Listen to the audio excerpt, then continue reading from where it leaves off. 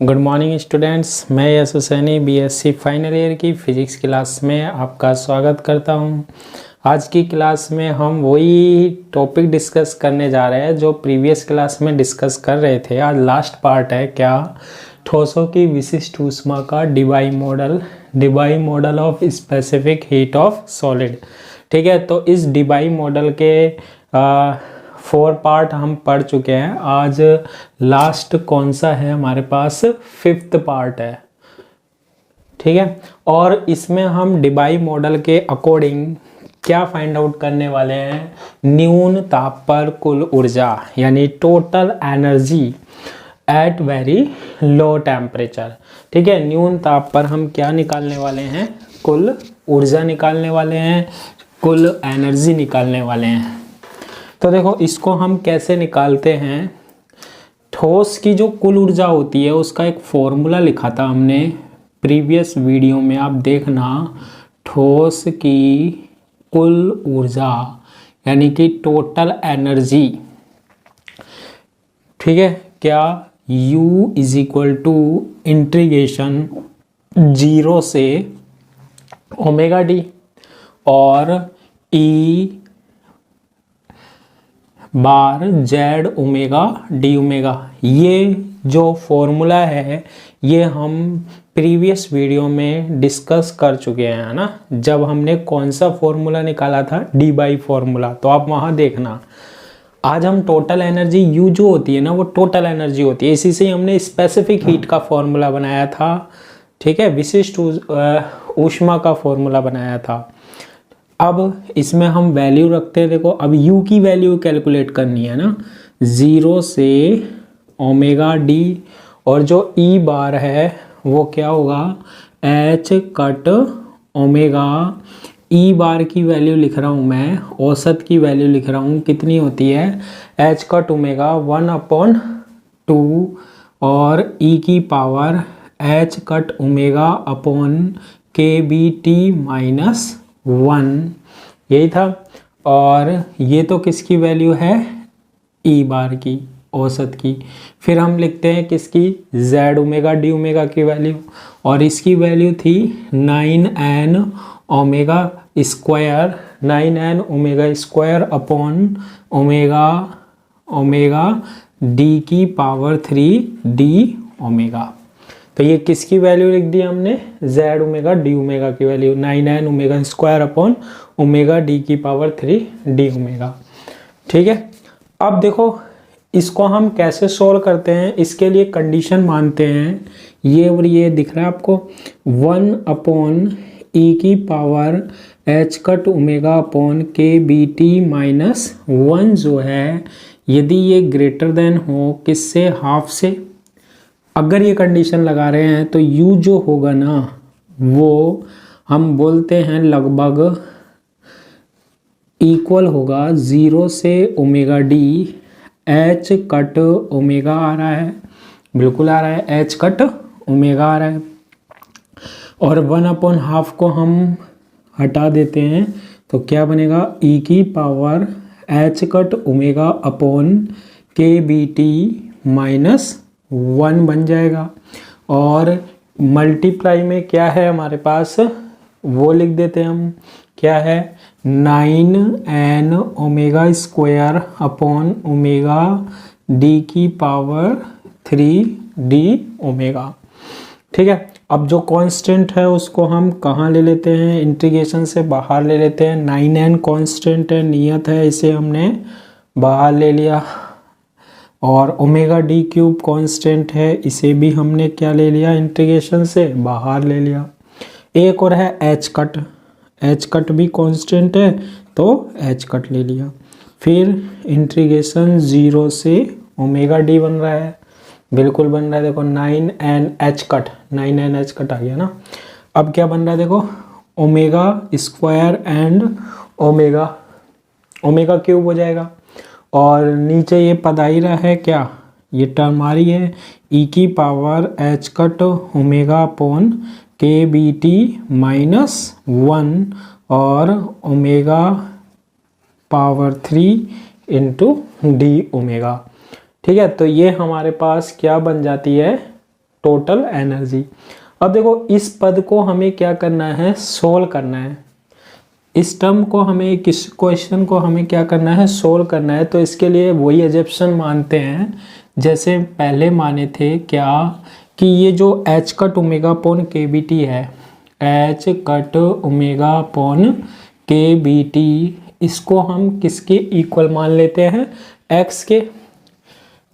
और एक मैंने आपको बताया था d by temperature, d by ताप, जो कि हम क्या मानते थे, थीटा d से रिप्रेजेंट करते थे, और ये किसके इक्वल होता था, h cut omega d upon K B के इक्वल होता था।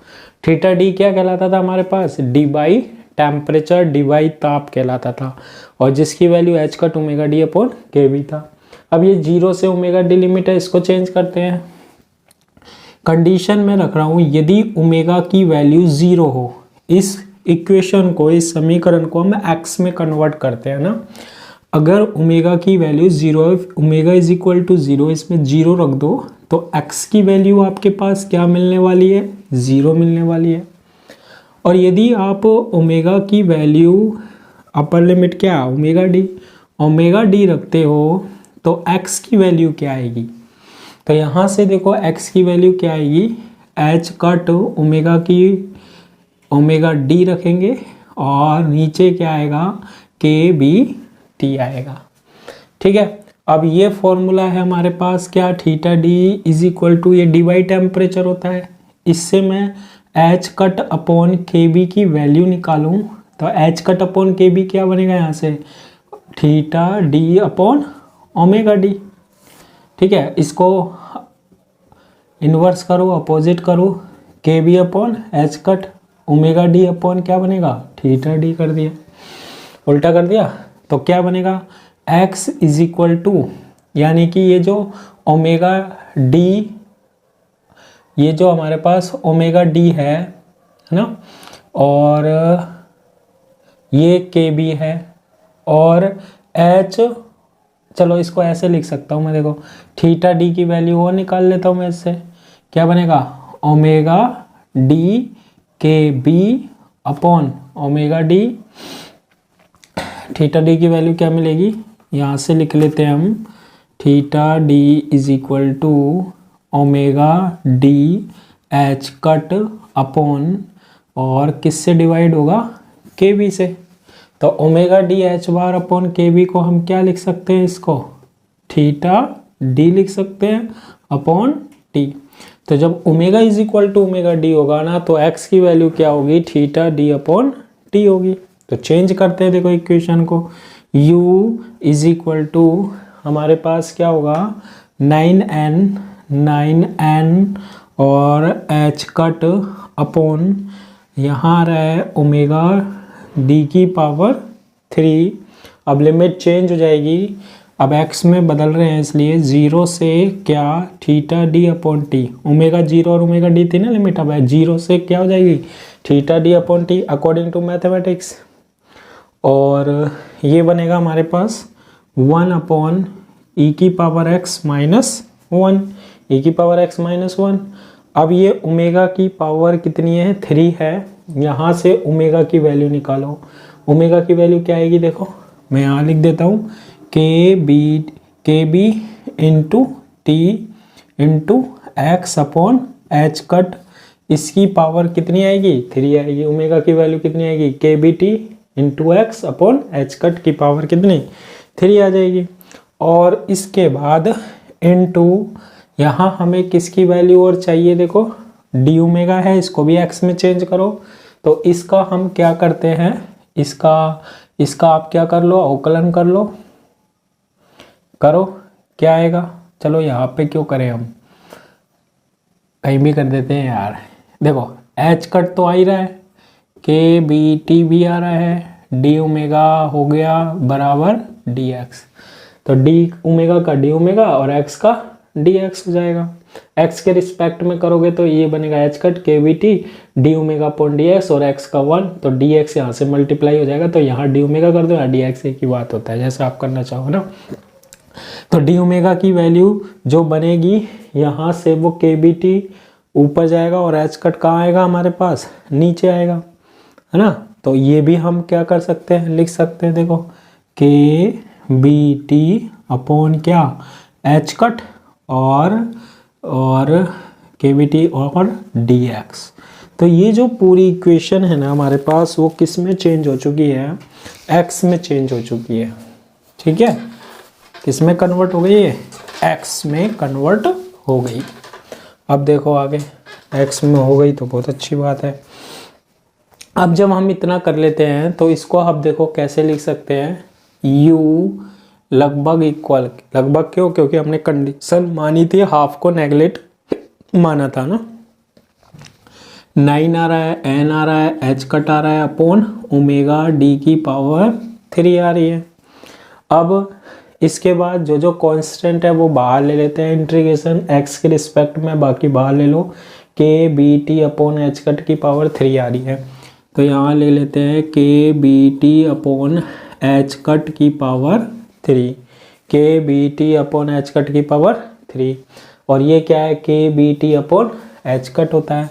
यहाँ पर क्या होगा, के बी टी अपॉन क्या, एच कट हो जाएगा। क्लियर है, इतना कर लेंगे हम। इसके बाद जब इतना हो जाएगा, फिर इंटीग्रेशन है 0 से थीटा डी अपॉन क्या, टी, और ये बन रहा है 1 अपॉन ई की power x minus 1, 1 upon e की पावर x माइनस 1, और x की पावर कितनी आ रही है, 3 आ रही है। तो x की पावर 3 इंटू क्या होगा, dx होगा, ठीक है।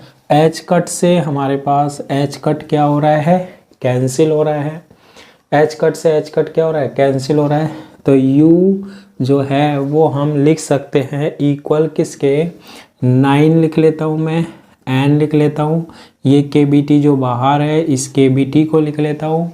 बाकी अब क्या बच रहा है, देखो के बी टी ये आ रहा है, के बी टी, और h कट की वैल्यू इनकी क्यूब है ना इनका, और ओमेगा डी का क्यूब, इनको एक साथ लिख लेते हैं हम, K B T upon H cut और ओमेगा डी और कंप्लीट की पावर 3, और 0 से थीटा डी अपॉन टी और 1 अपॉन ई की पावर x माइनस 1, और ये बन रहा है x की पावर 3 इंटू डी एक्स बन रहा है।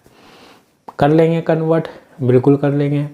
अब देखो जब आप इतना कन्वर्ट कर लोगे, ये बन जाएगा 9n के बी टी की पावर, इसमें हम एक वैल्यू रख सकते हैं, ठीक है, क्या कि देखो h cut omega D upon K B क्या है, थीटा डी है, थीटा डी क्या है हमारे पास, थीटा डी क्या है, h cut omega D upon K B. तो इसका हम अपोजिट करें, 1 अपॉन थीटा डी क्या होगा, ये के बी तो ऊपर गया और h cut upon omega D ये आ गया, यानी कि K B upon H cut omega D की जगह 1 अपॉन थीटा डी लिख सकते हैं। तो u किसके इक्वल लिख सकते हैं, 9n के बी टी, और ये बन रहा है t, और 1 अपॉन थीटा डी कहाँ आएगा, नीचे, इसकी पावर कितनी, 3। ओहो ये तो कहाँ जा रहा है, पाकिस्तान, सीधा लिखते हैं 9n के बी टी। अब इसके बाद इतना कर लिया, इंटीग्रेशन 0 से theta D upon t, 1 upon e की पावर x माइनस 1 और x की power 3 into d x. Clear है, ऐसे हम इसको क्या कर लेते हैं, कन्वर्ट कर लेते हैं, ताकि हम इसको क्या कर सके, सोल्व कर सके। अब देखो इसमें कंडीशन क्या थी, मैंने अभी आपको बताया था कि जो ये टोटल एनर्जी निकाल रहे हैं, कुल ऊर्जा निकाल रहे हैं, ये कब निकाल रहे हैं, टोटल एनर्जी जो है या कुल ऊर्जा जो है ये हम कब निकाल रहे हैं ना। तो ये इसके लिए कंडीशन थी हमारे पास न्यून ताप पर, एट वेरी लो टेम्परेचर, और इसके बारे में हमने पहले भी डिस्कस किया था लो टेम्परेचर पर, ठीक है, क्या कि जो हमारे पास टेम्परेचर होता है ना, ताप जो होता है ना, वो डी बाई ताप से बहुत कम होता है।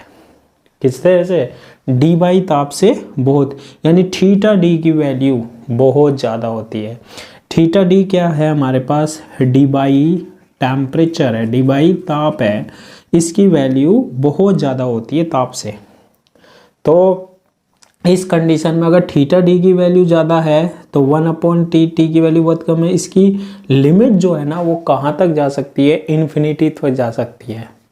तो जो हायर लिमिट होती है, हायर लिमिट यानी कि हायर लिमिट नॉट लाइट, वो कितनी होती है, हायर लिमिट कितनी होगी, उच्चतम सीमा कितनी होगी इसकी, इन्फिनिटिव ले सकते हैं, अनंत ले सकते हैं। अगर हम इसको अनंत लेंगे तो ये बनेगा, इन्फिनिटिव लेंगे बहुत ज़्यादा है, 9n/kBt और थीटा अपॉन थीटा डी की पावर कितनी, 3 और 0 से इन्फिनिटी बनेगा और 1/e की पावर x माइनस 1 और x की पावर 3 इंटू dx बन जाएगा।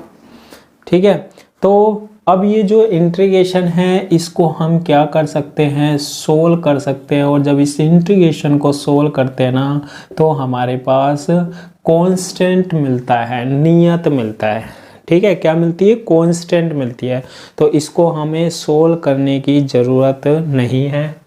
ठीक है, हम तो इफेक्ट देख रहे हैं, 9 कांस्टेंट है, नियत है, n कांस्टेंट है, kb कांस्टेंट है, थीटा डी कांस्टेंट है, t कांस्टेंट नहीं है, t कांस्टेंट नहीं है। तो u प्रोपोर्शनल लिख सकते हैं हम t की पावर 4 के। नियत को हटा दो तो हम कौन सा चिन्ह लगाते हैं, प्रोपोर्शनल का, समानुपाती का ना, और समानुपाती का चिन्ह हटाते हैं तो वापस से नियत राशि लगा देते हैं।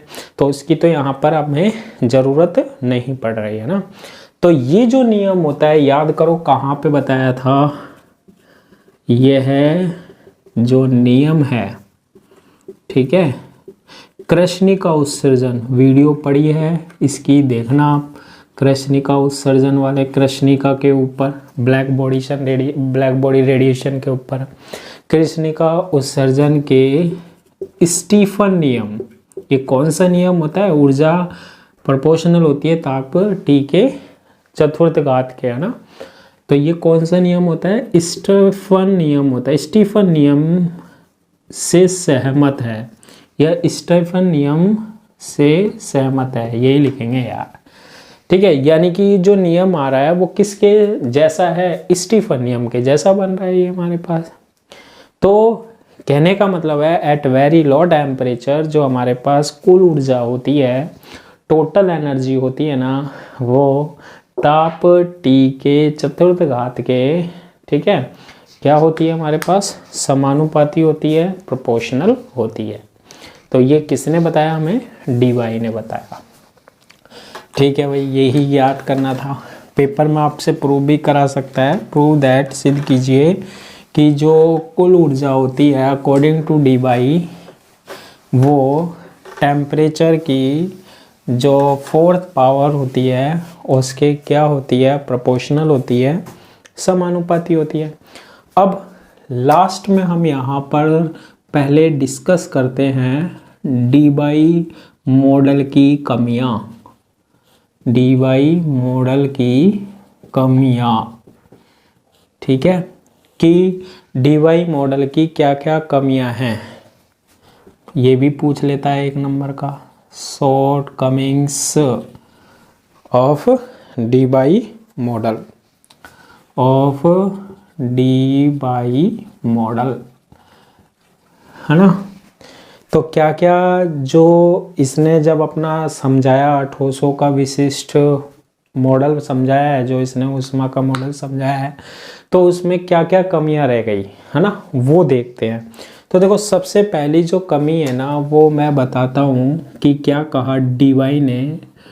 ये जो डी.वाई था हमारे पास, इसने क्या कहा, डी.वाई के अनुसार ठोसों में परमाणुओं का जो कंपन होता है ना वो सतत माध्यम में माना जाता है।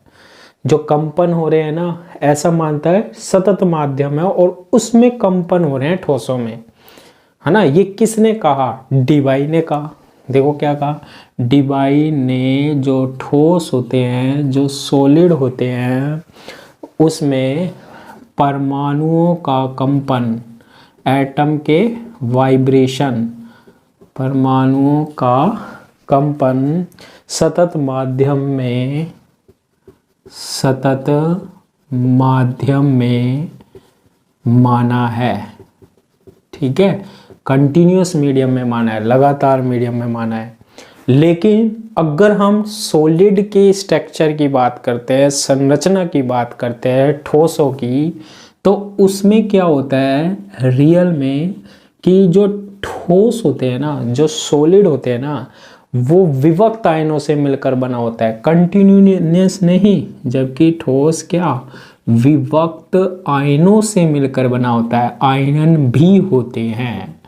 ठीक है, आयनों से मिलकर बना होता है। ठीक है, तो ये इसमें तो ऐसा माना जैसे परमाणु परमाणु परमाणु परमाणु परमाणु, फिर दूसरा परमाणु परमाणु, सतत माध्यम। जबकि ठोसों में क्या होता है कि जो इलेक्ट्रॉन होते हैं वो भी निकल जाते हैं ना, तो वो जो हम बोल सकते हैं ना, जैसे वो बन जाता है, जो ठोस होता है वो बन जाता है, विभक्त बन जाता है। विभक्त का मतलब कंटिन्यूअसली नहीं होता है, उसमें सतत नहीं होता है, माध्यम सतत नहीं होता है। सेकंड क्या कहा इसने, डीबाई ने ये कहा कि डीबाई ने क्या कहा कि ये सॉलिड है। पहली बात तो डीबाई ने क्या नहीं कहा वो भी देख लेते हैं। डीबाई ने अपने सिद्धांत में ये कहा कि जो ठोस है ना, ठोस, उसके बारे में हम अध्ययन कर लेते हैं इस तरीके से। लेकिन इसने क्रिस्टल संरचना पर विचार नहीं किया कि जो क्रिस्टल होता है ना हमारे पास, उसका स्ट्रक्चर पर डिस्कस नहीं किया इसने। बाकी सब कुछ ठोस के बारे में कह दिया कि ये कंपन होते हैं, ऐसे वाइब्रेशन होते हैं, इतनी ऊर्जा होती है, उतनी ऊर्जा होती है, लेकिन ठोस की संरचना पर विचार नहीं किया भैया। ठोस में अंदर क्या है, कैसे, वो कोई मतलब नहीं है। ये इसकी दूसरी कमी थी भाई, उसको भी देख लेता अंदर से क्या है, नहीं। ठीक है, तो सेकंड ड्रॉबैक्स क्या है इसकी, डीबाई ने अपने सिद्धांत में,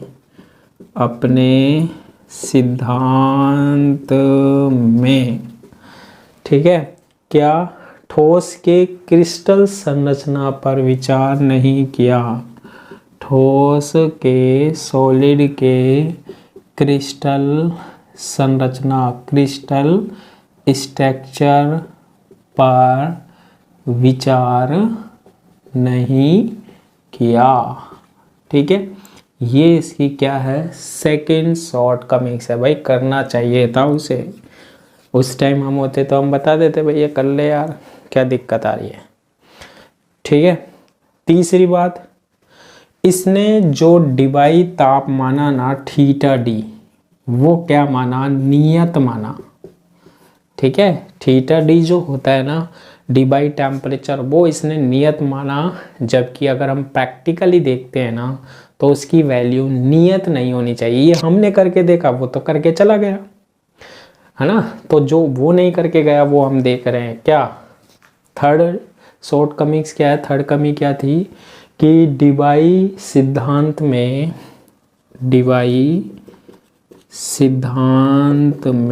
नियम में, ठीक है, डीबाई ताप को स्थिर माना है। डीबाई ताप को स्थिर माना है। डीबाई ताप को क्या माना है, स्थिर माना है। जबकि प्रायोगिक रूप से ये देखा जाता है, प्रैक्टिकली ये देखा जाता है, जबकि प्रायोगिक रूप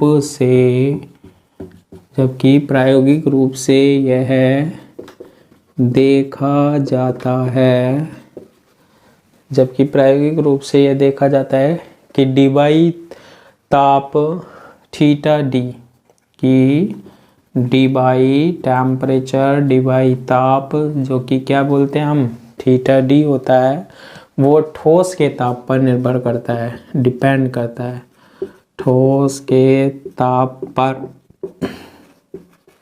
निर्भर करता है।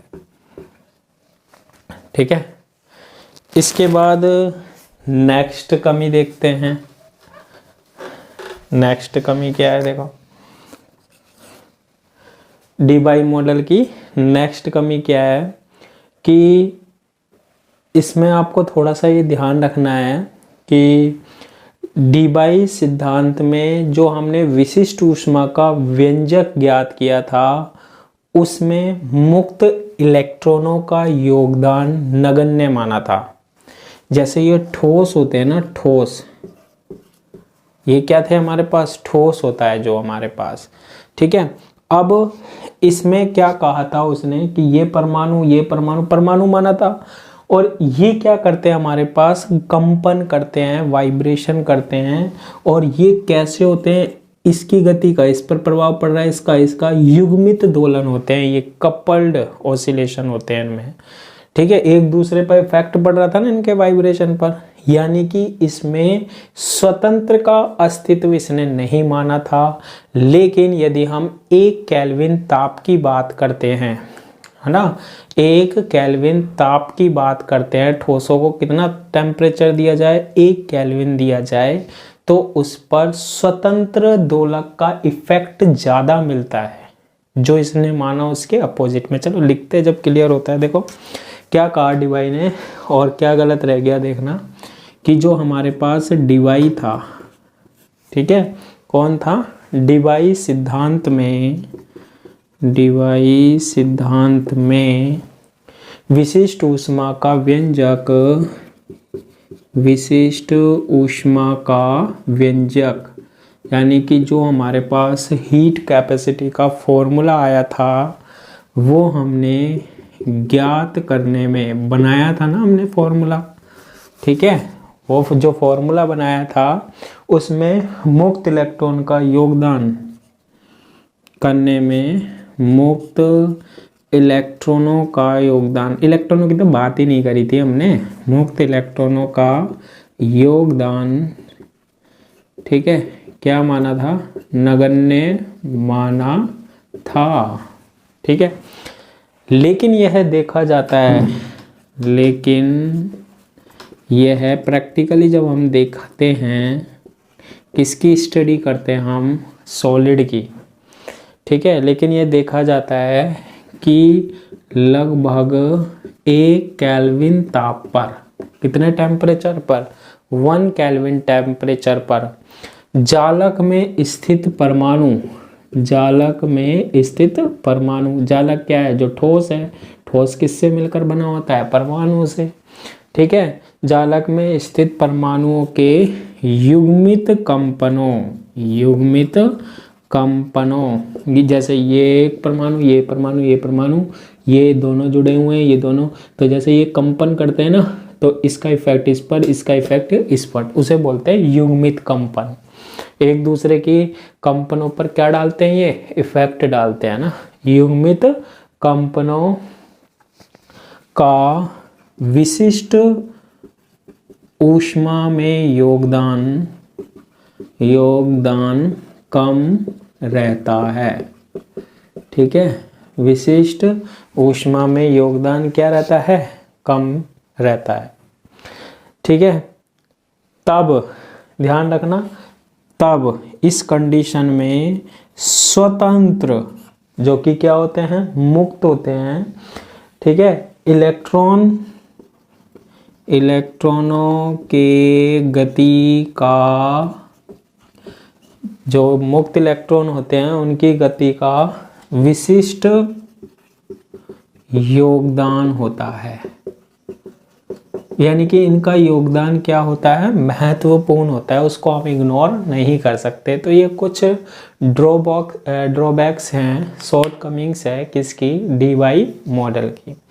तो डीबाई मॉडल कंप्लीट हो गया, बहुत ही इम्पोर्टेंट टॉपिक है और इसमें से डेफिनेटली आपको क्वेश्चन मिलने वाला है ना। तो आज की क्लास के लिए इतना ही, थैंक यू।